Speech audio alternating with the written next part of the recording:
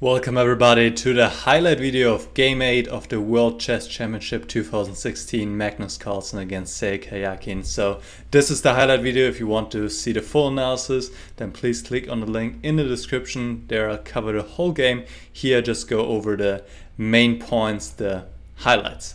Alright, so let's get started. Carlsen with the white pieces, and he did go for 1d4 this time.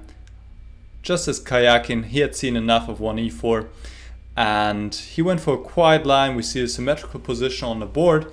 Carlsen had a little bit of pressure, but Karjakin played very natural, sensible moves. And here, in fact, Karjakin, after Carlsen had just played knight b5, here he had the chance to take the initiative and go queen g5, go active, but he played bishop c6 instead. So this is the first moment I want to highlight. Queen g5 was a strong move, just creating some threats on the king side, having the idea of to bring the knight back, and then there are all sorts of nasty knight jumps. And let's just look at some variations here. h3, well, that would just provoke knight e5, and white would in fact be forced to give up the bishop here on e5, when obviously playing against the black bishop pair would not be a comfortable task. Because if he doesn't, if he just copes with this threat, knight f3, which obviously is a big threat, winning the queen with this fork, king h1 stops this threat, knight f3, but there's another one, knight d3, and in all these variations this bishop shining down the board against the pawn g2 is causing white a headache, and black is winning here. So h3 maybe not the best, but also after knight d4, obviously that can't be right if the knight just came from there, but maybe white doesn't even have anything better here. But also, yeah, here e5, h3, e takes d4, h takes g4, and here nice move d3. And black will take on g4 the next move, again have ideas against the pawn on g2. Really uncomfortable position to play for white, and Carlsen was fortunate that Karjakin did not go for this but played the rather calm move, bishop c6. Alright, we'll go forward quite a bit, and well, actually there was the request in one of the comments in my last highlight video that I should just go through the moves quickly, and this is what I'm going to do, because why not? Let's see how this game developed, and let's get to the next highlight point. We see here white has sacrificed the pawn, and this is where I want to stop. So white has sacrificed the pawn on a4. He took risks by going b takes c4 earlier, creating this weakness on a4 in the first place, which black just has picked up. But white has active play here. You can see how the white pieces are in active positions, and now Carlsen played a very aggressive and also risky move, c5, which turns out to be an outright blunder, after which he is lost. He needed to play rook d7, making use of this pin and just keeping the rook on the 7th rank, and with his active pieces here, black should be white should be okay, and black cannot really make use of the extra pawn. Let's say knight c5, the rook goes to a7, and yeah, the white pieces are way too active here, so that's fine. Also queen c5 instead of knight c5, just rook b7, and black is not better here. It should be around equal. After c5, however, black is pretty much winning. So what's going on here anyway? So the point is, Carlsen was hoping for a king attack. Queen takes c5 obviously doesn't work because of queen takes a4.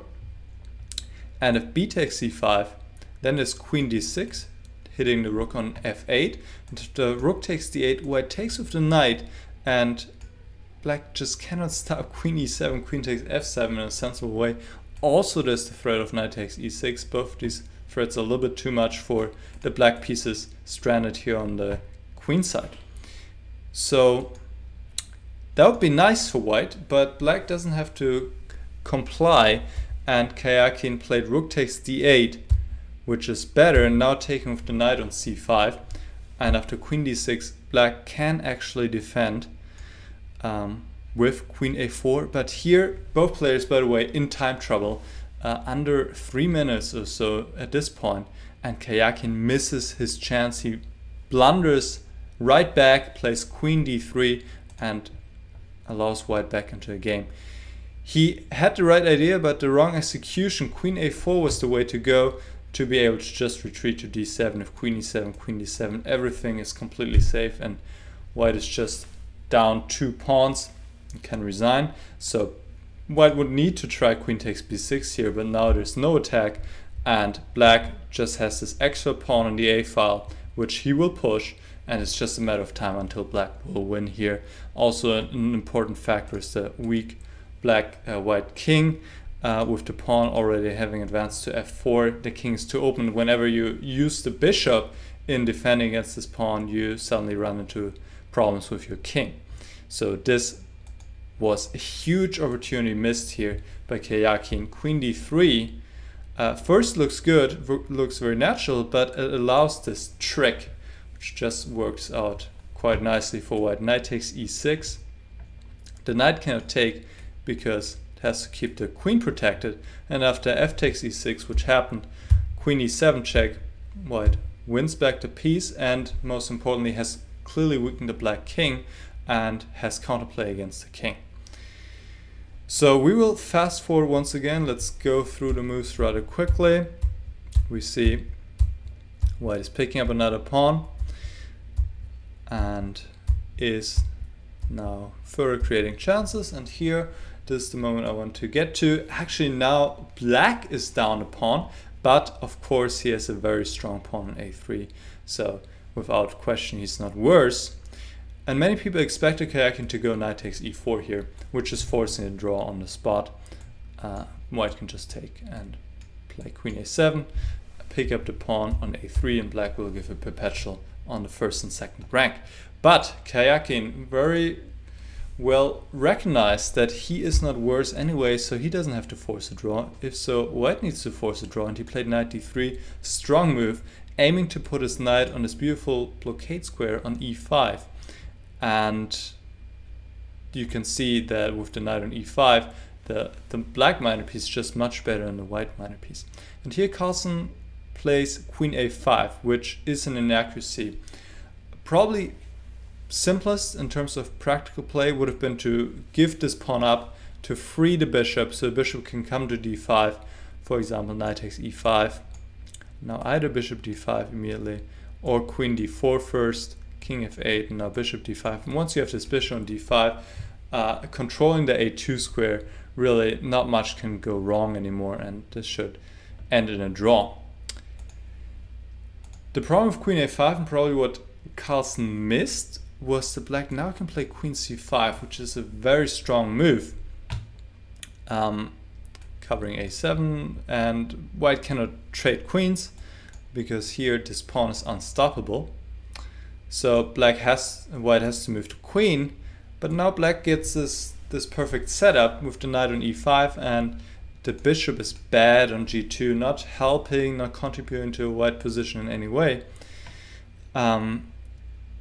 And white still has to solve some problems here because this pawn is strong, and there are possible variations where either black moves over with the king, or he goes queen b4, queen b2, supporting this pawn, and this can still end badly for white. And here Carlsen goes wrong. He plays queen e6. After this, his position is once again lost.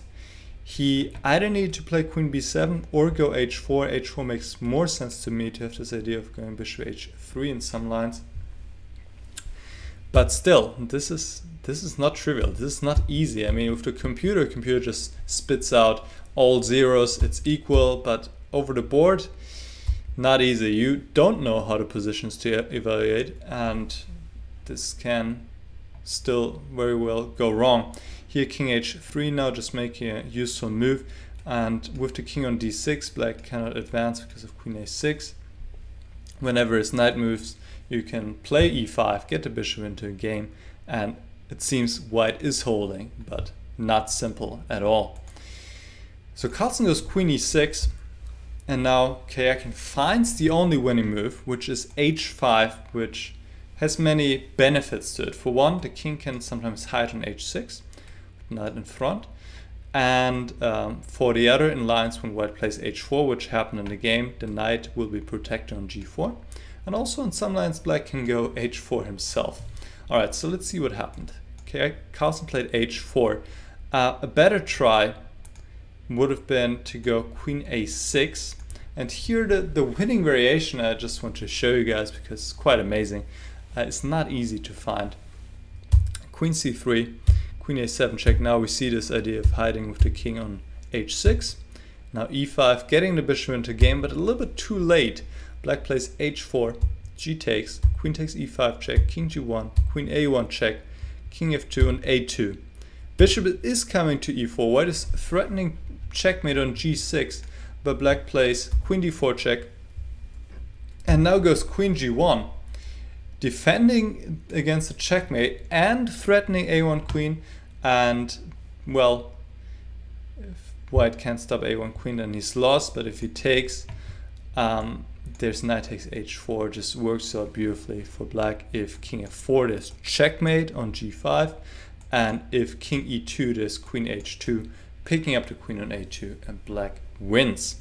So Carlsen played h4, but now Karjakin spent 1 or 2 minutes and played the killer move, the final move of the game, that is a2, and Carlsen resigned. This is the whole problem here. Black can play a2, threatens of course queening, and what's the problem? Well, if white takes, then suddenly there's a mating attack. Knight g4 check. If the king goes to the first rank, there's queen c1. And if king h3, believe it or not, black has the time to play a quiet move, go queen g1. And his king, even though completely open, white can only give one check. a7 is covered. Can just give one check on b2. King goes forward to g6. b6 is covered. There are no checks, no sensible checks. And this is a checkmate threat. And if bishop f3, well, you have to defend against this one. But instead of this move, forcing you to give up your queen. And that's it. Black wins. So what a game. Carlsen resigns. Sergei Karjakin wins the first game in this World Championship match. Is now leading the match with only 4 rounds to go and is the favorite now to win this championship. Also psychologically speaking, this is difficult for Carlsen. Losing with white now for the first time in the World Championship match, being behind, this is not a situation he's used to, and also the way he lost this game, unnecessary. He took way too many risks as if he was already down in the match, but not the case. He played b takes c4. Well, you can still justify that, but then c5, okay, maybe he miscalculated, but overall it's difficult to explain, and Carlsen really having a bad game here, losing this. But also, of course, you need to give credit for Karjakin, who played a good game, missed this one chance with queen d3, but then kept fighting, went knight d3, and then found this final beautiful sequence to win this game. Alright, I hope you guys enjoyed this analysis, or this highlight video. If you want to see the full analysis, you click on the link in the description, and then we'll see each other again for game 9. Until then, goodbye.